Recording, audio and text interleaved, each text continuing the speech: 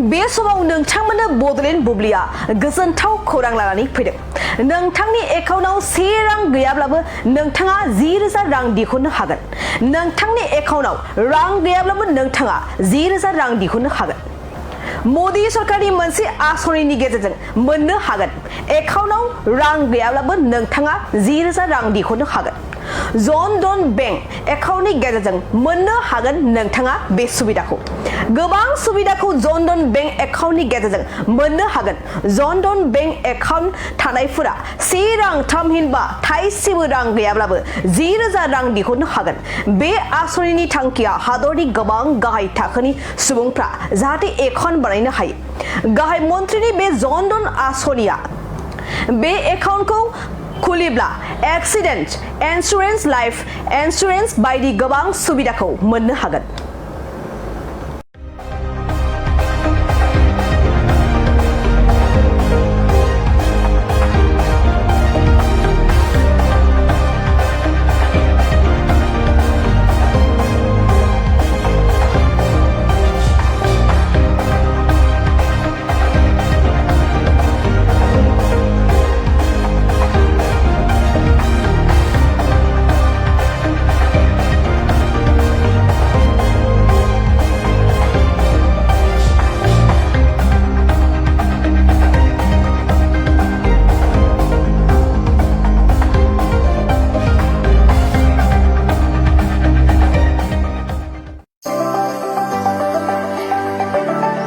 सेरफांगुरियाव Bajaj bike लानो गोसो गुदुं सुबुंफोरनि थाखाय गाहाम खौरां।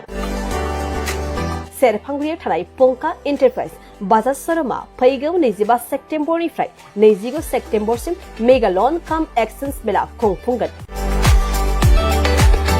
बाइकगिरि बिथांमोननो आरसि इन्सुरेन्स लाफानानै 10,999 रां बेसेनावनो लवेस्ट डाउन पेमेन्ट होनानै बाइक लानो हागोन आरो 500 रां होग्रोनानै गोसोबायदि बाइकखौ आवग्रिना दोननो हागोन।